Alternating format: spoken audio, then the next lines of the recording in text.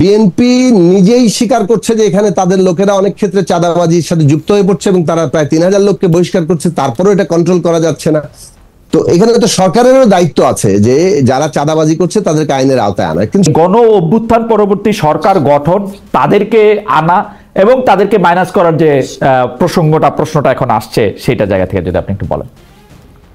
আচ্ছা, আমাকে একটু সময় দিবেন। মানে প্রথম বিষয় হচ্ছে আপনি যে কথাটা বললেন যে মানে আমরা কেন তাদেরকে আসলে ছাত্রদেরকেই সামনে নিয়ে আসলাম, এর কথাটা একটু আগে ডক্টর শাহাদাত ভাইয়ের রেশ ধরে বলি যে 15 বছর ধরে কিন্তু এই বিগত সরকারের বিরুদ্ধে আন্দোলন হয়েছে এবং বিশেষভাবে এটা আন্দোলনটা শুরু হয়েছে 2011 সালে যখন পঞ্চদশ সংশোধনী করা হলো, ত্রয়োদশ সংশোধনী বাতিল করে, এবং তারপর 14 সালের ওই নির্বাচন নামক একটা তামাশার পরে এটা তো একেবারে একটা মানে স্বৈরাচার কর্তৃত্ববাদী সরকার এবং শেষে ফ্যাসিবাদ বিরোধী আন্দোলনে পরিণত হলো।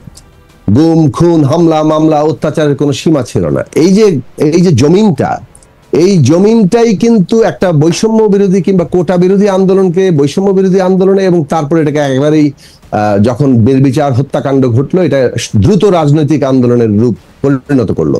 এই রাজনৈতিক আন্দোলনটা এত দ্রুত উঠলো কিভাবে? ওই জমিনটা ছিল বলেই। ফলে এই দুয়ের যে সংযোগ, এই সংযোগটা কোনোভাবেই মানে আলাদা করার চেষ্টা করাটা ঠিক হবে না। এটা হচ্ছে এইটা ধরে যদি আমরা আলোচনাটা করি, দেখুন বৈষম্য বিরোধী ছাত্র আন্দোলন, তাদের নেতৃবৃন্দ তারা সবাই অংশ নিয়েছে, সবাই আত্মত্যাগ করেছে, কিন্তু তারা একটা ঐক্যের প্রতীক হয়ে উঠেছিল। মানে সবগুলো শক্তি, রাজনৈতিক বিরোধ, পার্থক্য ইত্যাদি সত্ত্বেও একটা জায়গা তৈরি হয়েছিল যে এইটা আমাদের সন্তানদের আন্দোলন, এবং সমস্ত রাজনৈতিক পক্ষ, শ্রেণী পেশা, সিভিল সমাজ, শ্রমিক সংগঠন, কৃষক সংগঠন, তারা সবাই মানে এটার সাথে যুক্ত হয়ে পড়েছিলেন। তো এই ক্ষেত্রে তাদেরকে আসলে মানে বিবেচনার মধ্যে আনা হবে, সেক্ষেত্রে ওই ঐক্যের প্রতীক দিকটাকে গুরুত্ব দেওয়া হয়েছিল। আমি এটা আপনার প্রশ্নের উত্তরে বলবো যে যেহেতু তারা ঐক্যের প্রতীকে পরিণত হয়েছিল, সে কারণে তাদের গুরুত্ব। আমরা কি বলেছিলাম 5 তারিখে সেনাভবনে, আমি পরিষ্কার করে প্রথম বাক্যতে শুরুতে এটা বলেছিলাম যে সিদ্ধান্তই আমরা গ্রহণ করি ছাত্রদের এঙ্গেজ করে করতে হবে। সেটা আমরা বঙ্গভবনে একই আলোচনা হয়েছিল যে ছাত্রদের এঙ্গেজ করতে হবে। যে কারণে সরকার গঠনের বিষয়ে একটা কথাই বলা হয়েছে যে ছাত্র আন্দোলনের মধ্য থেকে যে দাবি উত্থাপিত হয়েছিল যে গ্রহণযোগ্য একটি অন্তর্বর্তীকালীন সরকার গঠন করা হবে, সেটা করা হবে, কিন্তু এর কাঠামো কি হবে সেটা ছাত্ররাই তাদের এঙ্গেজ করে আলোচনাটা হবে। যে কারণে 5 তারিখে এই বিষয়ে কোনো আলোচনা হয় নাই। এই আলোচনা ছাত্রদের সাথে বসার পরেই কিন্তু তখন আলোচনা হয়েছে। কিন্তু যেটা ঘাটতি হয়েছে সেটা বলবো যে 6 তারিখ থেকে আলোচনাটা অপরাপর সকল শক্তি যারা অংশীদার ছিল তাদের সাথেও যে সমানভাবে আলোচনাটা প্রয়োজন ছিল, সবাই মিলে যে করা দরকার ছিল, সেটা যথার্থভাবে হয়ে ওঠেনি। সে কারণ ব্যাখ্যা পরবর্তীকালে করা যাবে। এই কারণ তুললে এখন বাদানুবাদ বাঁধবে, মানে একে অপরকে দোষারোপের জায়গা তৈরি হবে। সে কারণে আমরা বরং যেহেতু একটা উত্তরণকে গুরুত্ব দিয়েছি, সে কারণে জাতীয় ঐক্যের ওই ন্যূনতম জায়গাটা রক্ষা করার দিক থেকে আমরা বেশি মনোযোগ দিয়েছি, এই ধরনের একে অপরকে দোষারোপ করার জায়গা থেকে। যখন ছাত্ররা এই প্রতিনিধিত্বের জায়গাতে গেল, একদল মানুষ ভেবেছেন ওকে, ছাত্ররা যেহেতু সকলের প্রতীকে পরিণত হয়েছে তারা এখানে থাকতে পারে, কিন্তু যখন তারা রাজনৈতিক দল গঠন করবে তখন কিন্তু আবার তাদের এটা একটা অংশে পরিণত হচ্ছে, অর্থাৎ সরকার কেবল ওই ছাত্রদের রাজনৈতিক দলের একটা সরকারে পরিণত হচ্ছে কিনা এই প্রশ্নটা উঠে যাচ্ছে, অথবা ঝোঁকটা তৈরি হচ্ছে। সেই ক্ষেত্রে কিন্তু আমরা এসে বলেছি যে এতদিন একটা বাস্তবতা ছিল যে আপনারা ছাত্রদের প্রতিনিধি হিসেবে কিংবা আন্দোলনের প্রতিনিধি হিসেবে এখানে ছিলেন। এখন যদি আপনারা রাজনৈতিক দল গঠন করছেন, সরকারটাকে সকলের জন্য কারোরই ওইভাবে সরকার না, এটা একটা অন্তর্বর্তীকালীন সরকার, মোটামুটি নিরপেক্ষ সরকারের যে ধারণাটা তৈরি হয়েছিল, নিরপেক্ষ বলতে ওই অর্থে তো মানে কিছু একেবারে 100% কিছু পাওয়া যায় না, কিন্তু এটা মোটামুটি ভাবে আমরা যেহেতু সমর্থন করেছি সকলেই, এটা চালুক। আপনারা রাজনৈতিক দলের দিকে গেলে আপনাদের বরং জনগণের কাছে গ্রহণযোগ্যতার জায়গাটা বাড়বে। সেটা এগেইন আমি বলি, এটা আমাদের মতামতের গ্রহণযোগ্যতা তো বিভিন্ন ভাবে থাকতে পারে, নাও থাকতে পারে। তো যাই হোক, যে জিনিসের সাথে আসি, যে এই যে তাদেরকে যে মর্যাদার জায়গায় কিংবা যে গ্রহণযোগ্যতার জায়গায় মানে সারা দেশের মানুষ কিংবা সকল রাজনৈতিক পক্ষ নিয়েছে, যেই মাত্র তারা একটা রাজনৈতিক পক্ষ হয়েছে, তখন কিন্তু সে 2 দিনের রাজনৈতিক দল হোক আর একটা 20 বছরের পুরনো রাজনৈতিক দল, দুইটাই কিন্তু রাজনৈতিক দল। এখন রাজনৈতিক দলের স্বার্থ তো কমন, মানে তারা তো চায় যে জনগণকে ঐক্যবদ্ধ করে জনসমর্থন নিয়ে ক্ষমতায় যেতে। তো তো ক্ষমতায় গেলে দায়িত্ব পেলে তারা রাষ্ট্র পরিচালনা করবে, জনগণের উপকার করবে, এটাই তো তাদের লক্ষ্য। তো এখন যখনই আপনি একটা রাজনৈতিক দল গঠন করে ফেলেন, তখন আর আপনি ওই যে সকলের সমর্থনের কিংবা ঐক্যের প্রতীকে থাকেন না, তখন আপনি একটা পক্ষে পরিণত হন। কারণ অভ্যুত্থানের অংশ তো সকলেই, এই ফ্যাসিবাদ বিরোধী আন্দোলনে যারা যারা ছিল সবাই অভ্যুত্থানের অংশ। আমরা অংশ, বিএনপি অংশ, এনসিপি তো অংশ বটেই, অন্যান্য রাজনৈতিক দলগুলো তারাও তো অংশ। ফলে আপনিও একটা অংশ হিসেবেই রাজনৈতিক দল হচ্ছেন। এখন এগুলো হচ্ছে যুক্তির কথা, যুক্তির কথার উপরে আমরা দাঁড়াতে চেয়েছি সবসময়, কেননা যুক্তির জায়গাতে যদি আমরা না দাঁড়াতে পারি, তাহলে ব্যাপারটা পুরোপুরি শক্তি পরীক্ষার জায়গায় চলে আসবে, এবং শক্তি পরীক্ষার জায়গায় আসলে সংঘর্ষ অনিবার্য।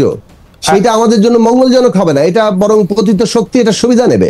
সেই কারণে আমরা বারবার বলেছি যে আমরা কনসেনসাসের উপর দাঁড়াই, আর যেগুলোতে আমাদের দ্বিমত আছে সেগুলো নিয়ে আমরা জনগণের কাছে যাই। আমরা যদি শুরু থেকে আমার মনে হয় জনগণের কাছে যেতাম, ধরুন বিএনপি 5টা বিষয়ে একমত, আমরা 10টা বিষয় চাই, তো 5টা বিষয় যেগুলোতে একমত আর যে 5টা বিষয় একমত না, সেটা নিয়ে যদি আমরা জনগণকে ঐক্যবদ্ধ করে নির্বাচনে আমাদের পক্ষে মানুষের মত নিয়ে আসতে পারতাম, কথার কথা বললাম, কথার কথা বললাম, সেটা হতো, সেটাই তো পদ্ধতি না? সাকিব ভাই, আমরা রাজনৈতিক দল করেছি, আমরা যে জনগণের কাছে যাব, আমার তো একটা ঘোষিত নীতি থাকতে হবে।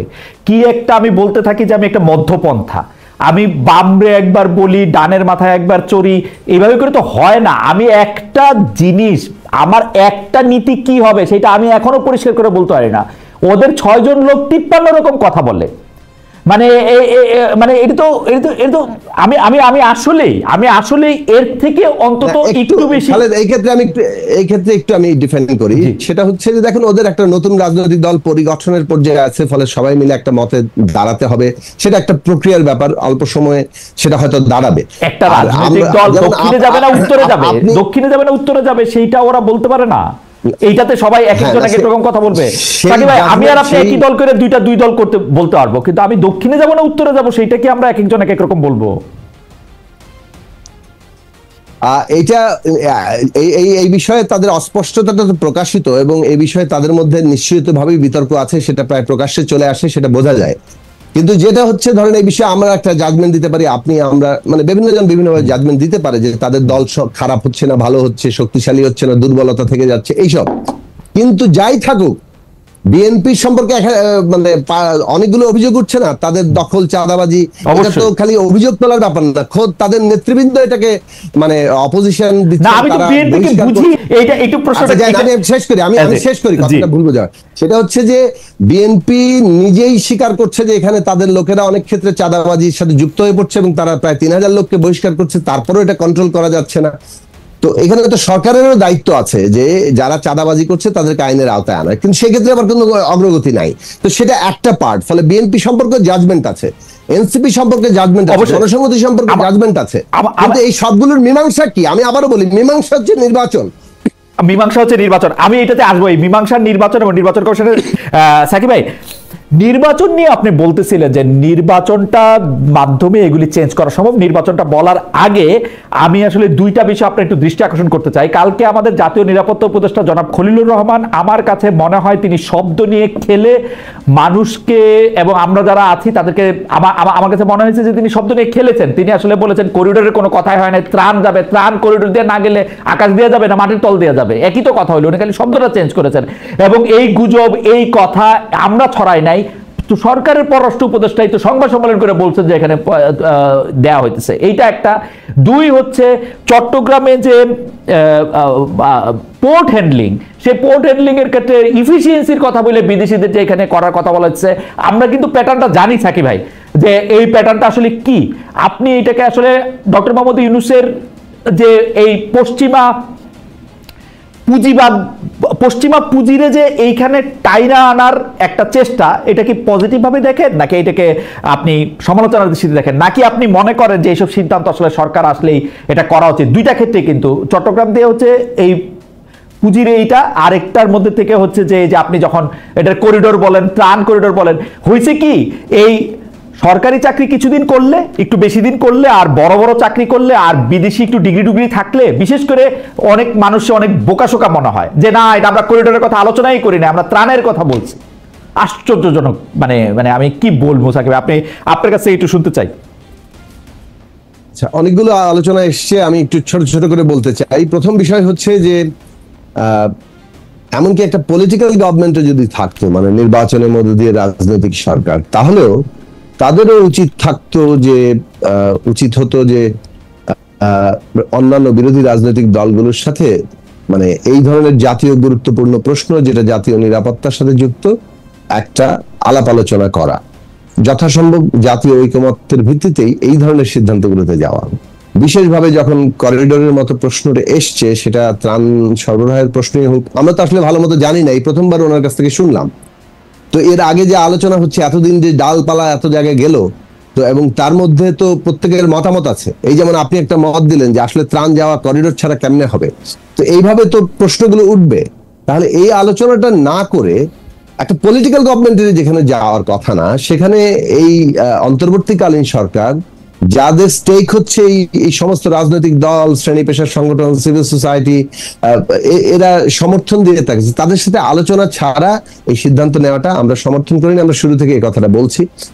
এমনকি পোর্টের মতো গুরুত্বপূর্ণ বিদেশি বিনিয়োগ সাকিব ভাই মাঝখানে একটু বলি যে মানে আপনারা এই সব বিষয়ে সবসময় একটু সতর্ক থাকেন, কিন্তু অন্যরা এটা বোঝে কিনা যে বাংলাদেশের সাথে মায়ানমারের কিন্তু বা বার্মা, আমি যেরকমই ভাবে বলি, ওদের একটা কূটনৈতিক চুক্তি আছে।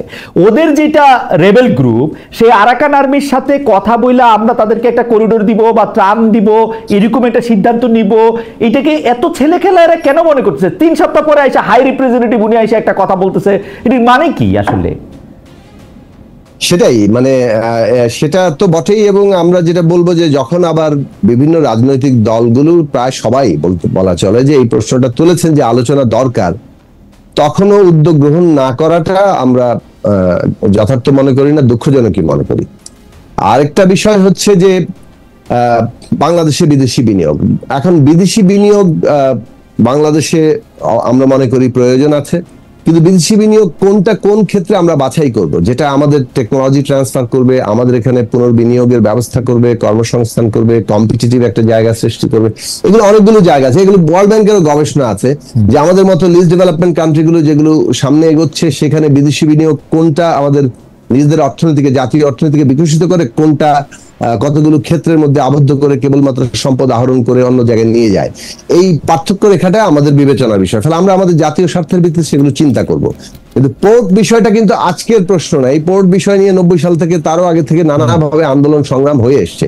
সুতরাং এরকম একটা বিষয়ে যখন সরকার একটা পদক্ষেপে যাবে, সেটাও আমরা ভেবেছি যে এটা অবশ্যই রাজনৈতিক এবং সমস্ত অংশীজনদের সাথে তাদের আলোচনা করা প্রয়োজন ছিল। এখন তাদের মূল এজেন্ডা যেখানে, সেটা হচ্ছে বিচার, সংস্কার এবং নির্বাচন। এইখানে তাদেরকে ম্যান্ডেট আছে যে আপনারা এই কাজগুলো ফ্যাসিলিটেট করবেন এবং আপনারা এই কাজগুলো যাতে যথাযথভাবে গণতান্ত্রিক উপায়ে সম্পন্ন হয় সে চেষ্টাটা করবেন।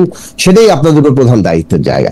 আর শুরু থেকে যদি এইগুলি প্রাধান্য পেত যে আমরা বিচার কিভাবে হবে, কারা আসলে এই হত্যাকাণ্ডের জন্য দায়ী, 64 জেলার কারা কারা এই হত্যাকাণ্ডের প্রাইম সাসপেক্ট, এইটা বের করা প্রাইমারিলি এটা খুব কঠিন কাজ। কি আমার মনে হয় প্রাথমিক সাসপেক্ট, যেমন আমরা ঢাকা শহরে জানি কারা কারা প্রাইমারি সাসপেক্ট হবেন, নির্দেশদাতা থেকে শুরু করে মানে একেবারে এক্সিকিউশন, যেখানে এক্সিকিউট যারা যারা করেছেন সেক্ষেত্রে একটা যাচাই বাছাই করার প্রয়োজনীয়তা আছে। তো সেই তালিকা করে প্রয়োজনীয় মানে মামলা করে তাদেরকে বিচারের আওতায় আনা। এই কথা কিন্তু আমরা শুরু থেকে শুনতেছি, কিন্তু ডক্টর ইউনূস সরকার এক মুখে বলে উনাদের সবকিছুর ম্যান্ডেট আছে, অন্যদিকে আমি দেখি যে সব দিক দিয়ে উনারা ব্যর্থ। একজন দর্শক এটা বলতেছেন যে খালেদ মহিউদ্দিনের অন্তর্বর্তীকালীন সরকারের প্রতি এত ক্ষোভ কেন? আমি এটা অন্যভাবে বলি, ডক্টর মোহাম্মদ ইউনূসের অজান্তে সাবেক রাষ্ট্রপতি, যিনি একজন মন্ত্রীর প্রোটোকল পান, তার পক্ষে কি বিদেশে যাওয়া সম্ভব? কিন্তু আমরা দেখলাম 2 জন মাঝারি পুলিশ কর্মকর্তাকে চাকরি থেকে বাদ দেওয়া হয়েছে। কি করে 3 দিন পরে একটা কি অভিনেত্রীকে আটকানো হয়েছে, জেলে নিয়ে যাওয়া হয়েছে, জামিন নামঞ্জুর করা হয়েছে, 2 দিন পরে আবার জামিন হয়েছে। এগুলি কি? খুবই মানে ডক্টর ইউনূসের অজান্তে কি হামিদ সাহেবের বিদেশে যাওয়া সম্ভব? ডক্টর ইউনূসের কাছে কিন্তু এই ধরনের কর্মকাণ্ডের ফলেই এই প্রশ্নগুলো উঠছে, মানুষের মধ্যে অনাস্থা, ক্ষোভ ইত্যাদি তৈরি হচ্ছে। এখন আমি আবারও প্রশ্নটা করি যে শুরু থেকে যদি এইটা জায়গাতে পেতো যে আমাদের একটা ডিপার্টমেন্ট এই কাজটা করছে, সেখানে পলিটিক্যাল পার্টি সহ অংশীজনরা সাহায্য করছে এবং এখানে কোনো বিদ্বেষ কিংবা প্রতিশোধ পরায়ণতা থেকে ন্যায় বিচারটা প্রাধান্য পাচ্ছে, দ্বিতীয় বিষয় সংস্কারের পথটি মানে আমরা নিশ্চয়ই বলবো যে তুলনামূলকভাবে সংস্কারের পথটি অনেক গুছিয়ে এগোচ্ছে। একটা ঐক্যমত্য কমিশন তৈরি হয়েছে, তারা অনেকগুলো স্প্রেডশিট নিয়ে আলোচনা করছেন, সেখানে একটা জায়গায় এসে হয়তো জায়গা তৈরি হবে। কিন্তু সেখানে যে নীতিটা ঘোষণা করা হয়েছিল কনসেনসাস এবং দ্বিমত নিয়ে আমরা জনগণের কাছে যাব, সেই নীতিতে অটল থাকার প্রশ্নটা রাজনৈতিক স্থিতিশীলতা আনতেও সাহায্য করতো। আমি শুরুতেই বলেছি এবং আবারও বারবার বলছি, সেই জায়গাটাতেও কোথায় যেন একটা কনফিউশন তৈরি হয়ে যাচ্ছে এবং আবার দ্রুত রাজনৈতিক অনিশ্চয়তা, অনাস্থা, অবিশ্বাসের রাজনৈতিক অনিশ্চয়তার তৃতীয় বিষয় হচ্ছে নির্বাচন। প্রাইমারি ডেডলাইন ঘোষণা করেছেন। আপনি শেষ করেন, তাহলে আমার প্রশ্নটা একটু অন্য প্রশ্ন। প্রাইমারি ডেডলাইন ঘোষণা করেছেন ডিসেম্বর থেকে জুন। এখন ধরেন সংস্কার কবে শেষ হবে এবং নির্বাচন কোন মাসে হতে পারে, এ নিয়ে রাজনৈতিক দলগুলো যেহেতু বারবার চাইছে যে আপনারা একটা রোডম্যাপ ডিক্লেয়ার করেন, সেইটা সরকারের প্রায়োরিটি হওয়া দরকার ছিল। যে হ্যাঁ, রোডম্যাপ ডিক্লেয়ার করতে যদি আরো 10 দিন বেশি সময় লাগে, 15 দিন, 1 মাস বেশি সময় লাগে, কেন লাগছে, এই এঙ্গেজমেন্টটা যদি থাকে তাহলে কিন্তু মানে আমার মনে হয় যে এই যে বিরোধগুলো তৈরি হচ্ছে এগুলো অনেকটাই প্রশমিত হয়ে যেত। কিন্তু অনিশ্চয়তা কিন্তু বিরোধের জন্ম দিচ্ছে এবং অনিশ্চয়তার মধ্য দিয়ে এমন ধরনের তর্ক, যেমন বিএনপির কিছু কিছু সিনিয়র নেতা কিংবা মাঝারি পর্যায়ের নেতার অনেক রকম বক্তব্য আছে, আবার অন্যান্য দল এনসিপি সহ বিভিন্ন দলের পক্ষ থেকে নানান রকম বক্তব্য আসছে এবং এইটা আমার মানে আমরা এটা স্ট্যান্ড নিব এই জায়গাটায় যে মনে হচ্ছে যে আমরা পুরনো বন্দোবস্তের ফেরত যাচ্ছি অথবা ওই কায়দায় তর্ক বিতর্ক গুলো করছি, ওই কায়দায় গালাগালি করছি। গালাগালি যে কিংবা পরস্পরের সমালোচনা যে থাকবে না তা না, কিন্তু এই মুহূর্তে কোনটা প্রায়োরিটি হওয়া দরকার, জনগণের জন্য যে নতুন রাজনৈতিক বন্দোবস্তের কথা আমরা বলেছি তার মূল ইস্যুগুলো কি, সেগুলো নিয়ে জনগণের কাছে যাওয়া, নাকি মানে এই পারস্পরিক এমন এক ধরনের বিরোধে জড়ানো যে বিরোধ আসলে আমাদেরকে অনিশ্চয়তাকে আরো গভীর করবে এবং শেষ পর্যন্ত একটা মানে জটিল অবস্থা তৈরি করতে পারে, যেখানে পদত্যাগ, মানে সরকারি না থাকা, এই ধরনের অনিশ্চয়তা জায়গা তৈরি করতে পারে। আমরা মনে করি যে সেটা বাংলাদেশের জন্য ভালো নয়। সাকিব ভাই, আমরা এখন খবরে পড়তেছি যে হেডলাইনটা অনেকটা এরকম যে আমাদের গবেষণা প্রধান উপদেষ্টার সাথে দেখা করলেন এনসিপির আহ্বায়ক নাহিদ ইসলাম, জানতে চাইলে নাহিদ ইসলাম প্রধান উপদেষ্টার সাথে সাক্ষাতের বিষয়টি নিশ্চিত করেছেন। এদিকে সন্ধ্যায় উপদেষ্টা মাহফুজ আলম ও আসিফ মোহাম্মদ সজীব ভাইও প্রধান উপদেষ্টার সাথে দেখা করেছেন, অর্থাৎ কোনো না কোনো বিষয়ে আলোচনা হচ্ছে। সাকিব ভাই, আপনি আমাদেরকে একদম ঠিক 2 মিনিটে একটা বিষয় একটু আলোকপাত করবেন কিনা, যে নির্বাচন কমিশনের সংস্কারের কথা বা নির্বাচনের পুরো প্রক্রিয়াটা সংস্কারের কথা আমরা অনেকভাবে আলোচনার কথা বলছি, আমরা অনেকভাবে সংবিধান সংশোধন করে বা সংবিধান ছুঁড়ে ফেলে দিয়ে নতুন সংশোধন নিয়ে আমরা রাষ্ট্রের প্রধান দায়িত্বে যিনি থাকবেন তার ক্ষমতার ভারসাম্য আনার কথা বলছি অনেকবার। কিন্তু বর্তমান যে সংবিধানটা যে অবস্থায় দাঁড়াইলো, নির্বাচনটা যে জায়গার মধ্যে আসছে, আমরা তো আসলে এর কোনো কিছুই আসলে হয় নাই। এটা 70 অনুচ্ছেদ হোক, প্রধানমন্ত্রীর ক্ষমতার এটা বাতিল হোক, প্রধানমন্ত্রী 2 বারে বেশি থাকতে পারবে না, সেটাও কিছুই হয় নাই।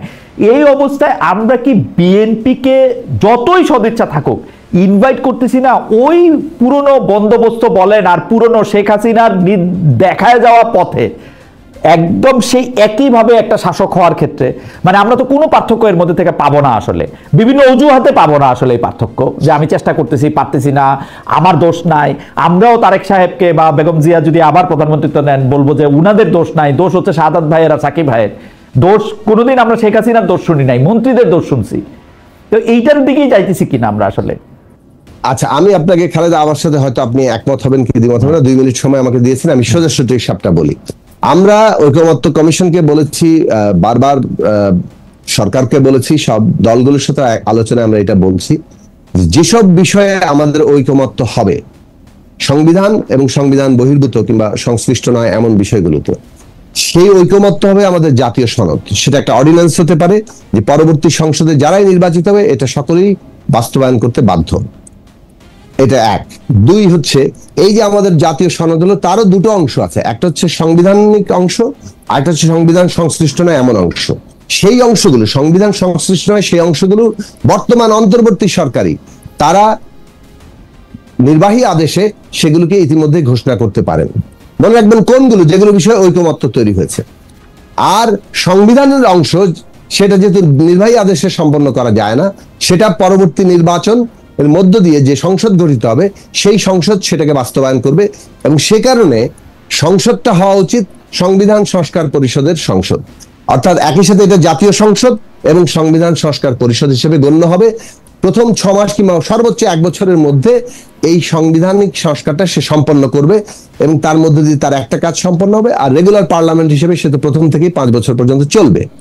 এই প্রস্তাবনা কিন্তু সব দলের কাছে আছে। এখন এই প্রস্তাবনা অনেকগুলো জায়গাতে কিন্তু আপনি যারা গণপরিষদের কথা বলছে কিংবা অ্যামেন্ডমেন্ট বলছে তাদের মধ্যে আলাপ আলোচনা করে একটা জায়গায় আসা সম্ভব, অনেক দূর পর্যন্ত এগিয়ে আসছেও। এবং এই প্রক্রিয়া যদি আমরা অবলম্বন করি তাহলে আমরা একদিকে প্রশাসনিক এবং অন্যান্য সংস্কার এমনকি নির্বাচন ব্যবস্থারও বেশ কিছু সংস্কার নির্বাচনের আগেই পাচ্ছি, যেটা পরবর্তীতে র্যাটিফাইড হবে, কিন্তু সংবিধান প্রশ্নগুলো এখনই পাচ্ছি না, সেটা আমরা সংবিধানের সংসদ গঠিত হওয়ার প্রথম 6 মাসের মধ্যে আমরা সেটা পাচ্ছি। এই যে বাংলাদেশের নতুন বন্দোবস্ত, এই বন্দোবস্তটা তৈরি করার জন্য জনগণকে তো ইনভলভ করতেই হবে, তাই না? আমরা জনগণের মধ্যে না যাওয়া ছাড়া তো দ্বিমতের অংশগুলো কিভাবে রিজলভ হবে? ধরুন আমরা কেউ 70 অনুচ্ছেদ 1 পয়েন্ট রেখে বাতিল চায়, কেউ 4 পয়েন্ট রেখে বাতিল চায়, তো তাহলে অথবা সংস্কার চায়, তো এখন সেটা নিয়ে যদি আমাদের পার্থক্য থেকেই যায়, দুঃখিত, আমাদের তো জনগণের কাছে যেতে হবে, জনগণ যেটা ভোট দিয়ে ঠিক করেন সেটাই হবে। আমার মনে হয় যে আপনার বক্তব্য পরিষ্কার।